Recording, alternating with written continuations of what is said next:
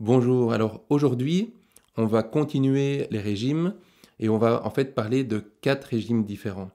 Ces 4 régimes sont basés sur des modèles qui vont être différents les uns des autres, mais je voulais d'abord dire que ces modèles sur lesquels les régimes se basent, c'est pas très important s'ils représentent exactement la réalité, s'ils sont prouvés scientifiquement, si, voilà, si tout le monde est d'accord avec ce modèle ou pas, c'est pas ça qui est important. L'important, c'est de savoir finalement est-ce que ça permet de poser des actes qui améliorent notre santé.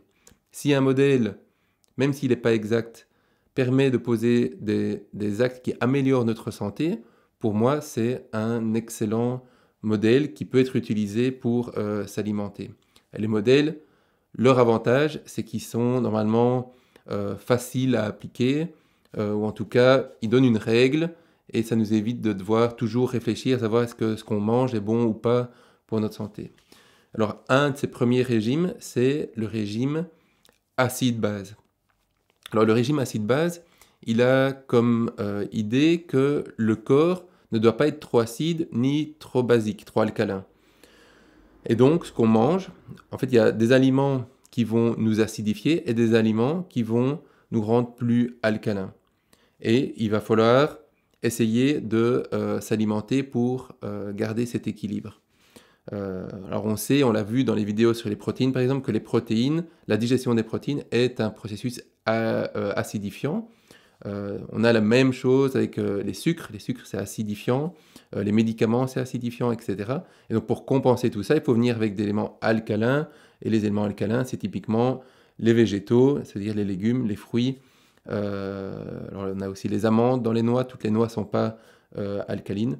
Mais bon, je vous laisse regarder ça, parce qu'il y a des livres qui ne parlent que de ça, ou sur Internet, vous trouvez des ressources sur le régime acide-base, qui est un premier régime. Un second régime est le régime sans mucus. Alors c'est Arnold Ehret qui a écrit un livre qui a quelques années maintenant, sur l'idée que certains aliments créaient dans notre corps la production de mucus, et que ce mucus était mauvais pour la santé, c'était la maladie. Et donc, il a fait une liste d'aliments qui sont pro-mucus, qui créent du mucus, et des aliments qui ne créent pas de mucus. Alors, dans sa liste, ce qui est intéressant, c'est qu'au final, avec un modèle complètement différent, il est arrivé au même résultat que le régime acide-base. Tous les aliments qui créent du mucus sont les aliments acides. Tous les aliments qui réduisent ou en tout cas ne produisent pas de mucus sont les aliments basiques, donc les végétaux, les légumes, etc., etc. Alors un troisième régime et modèle intéressant, c'est le régime des combinaisons alimentaires de Shelton. Je vous en avais déjà parlé dans une vidéo précédente. L'idée de ce régime, c'est qu'on ne peut pas prendre deux aliments qui demandent des processus digestifs différents finalement. Donc on essaye de simplifier notre bol alimentaire. Donc pour ça, on ne mélange pas les protéines, on ne mélange pas les féculents avec les protéines, etc., etc. De nouveau, je vous laisse lire le livre de Shelton qui s'appelle Food Combining, et je mettrai sans doute un lien vers un petit chart qui reprend un résumé de ce qu'on peut combiner avec quoi, etc. Un quatrième et dernier régime intéressant, c'est le régime des groupes sanguins. Alors ça, c'est un modèle un peu différent.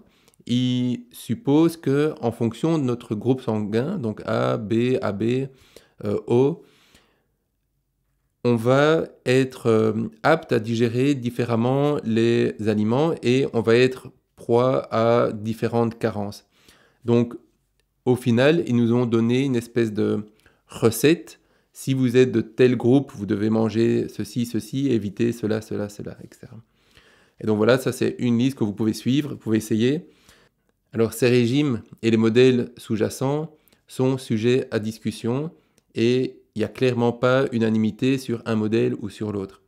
Comme je l'ai dit, l'idée ici, c'est finalement pas de discuter du modèle, mais c'est de vous inviter à essayer par vous-même, expérimenter par vous-même un modèle ou un autre, parce que finalement, je ne peux pas dire à l'avance si un modèle marchera bien ou tel modèle marchera mieux pour vous ou pas. Il faut un peu essayer. ce qu'on voit, c'est que ces régimes, les 4 régimes que j'ai cités, ont tous les 4 eu des impacts extrêmement positifs sur la santé de certaines personnes. Et donc voilà, il faut essayer, il faut leur donner le crédit qu'ils méritent.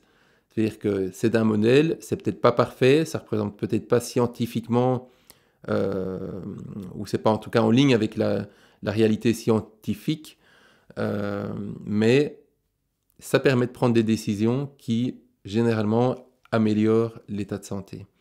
Voilà pour aujourd'hui. J'essayerai de vous mettre un maximum de liens dans la vidéo, la commentaire ou sur Facebook. Comme ça, vous pourrez trouver les livres et peut-être 2-3 ressources sur l'un ou l'autre régime. 4 régimes, 4 modèles, super intéressants. Demain, on parle d'encore un autre modèle. Sur ce, je vous dis à demain. Ciao.